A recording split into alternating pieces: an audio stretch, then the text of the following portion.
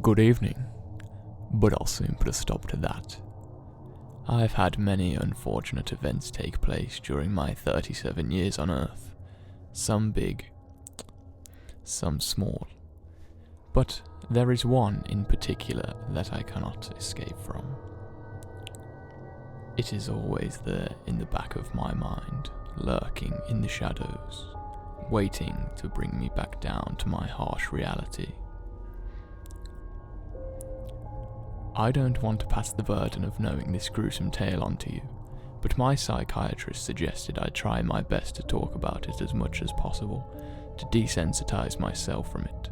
But beware, it's sick, inhumane, and inexplicable. If things start to go bad in your life, and you feel something paranormal is at work, that's because it is.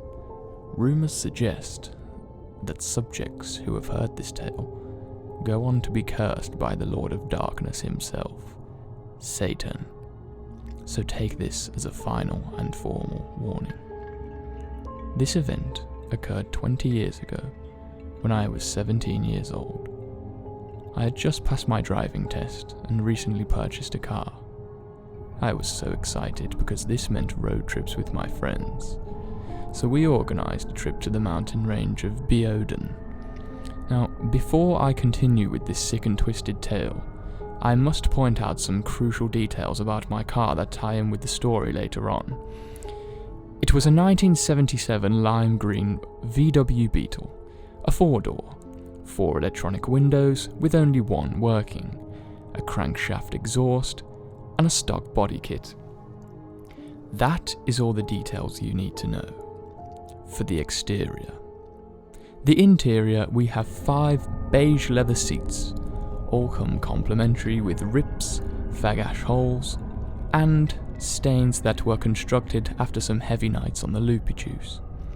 But that's a story for a different day. The steering wheel was falling apart, and the gear stick was non-existent. No, really, it was an automatic. It wasn't much to look at, but it was mine. Just a 1-litre, twin-turbo, 120,000-mile banger with a cassette player, glove box, and ashtray.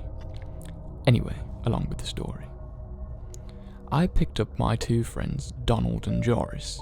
Let's call them Rajan and Tariq. We were so excited to begin our first trip away together. This would be the first time that we were going away without our parents.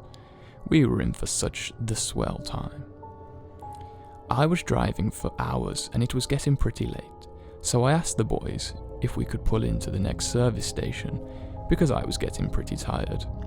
They both agreed that it was a good idea because they needed the toilet anyway.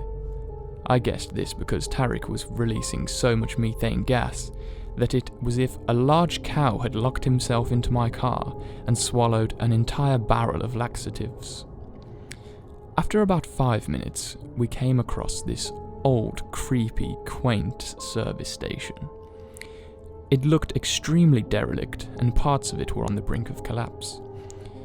There was no other people in sight, neither customers or staff, besides the cash register operator.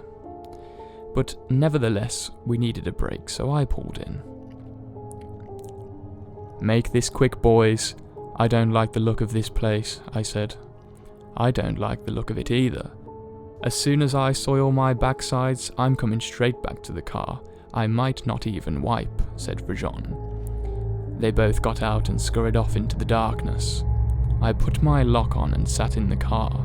No music playing, just the sound of heavy rain bouncing off my 1977 1-litre VW Beetle. After a few minutes, the boys arrived back, soaking, and got in, and were ready to hit the road, when suddenly, a Goliath of a man jumped in front of my car. "Help, please! Help, please! I need a lift!" We were all startled. I put the lock back on immediately.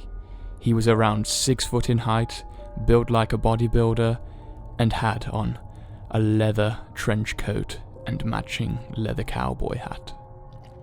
probably around his late 50s, with lots of grey facial hair. I was scared, but I rolled down my window to see what he wanted.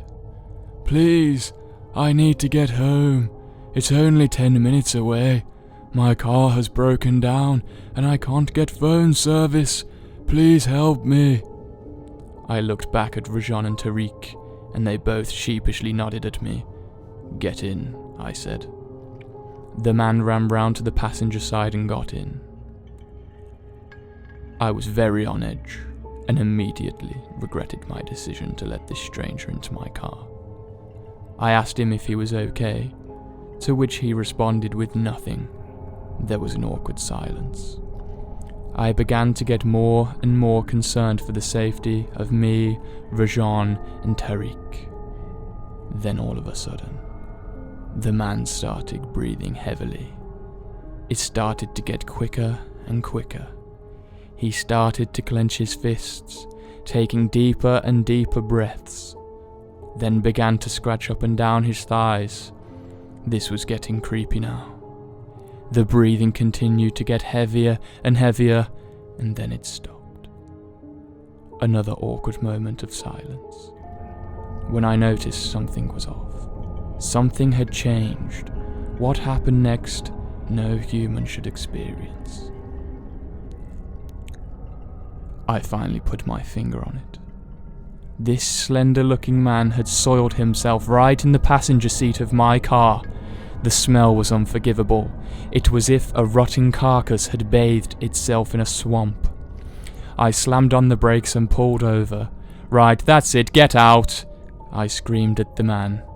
The man yanked on the door handle and flew out of the door, tripping on the way out. He ran into some bushes across the road, never to be seen again. So, to the man in the leather cowboy hat, let's not meet again. Toodaloo.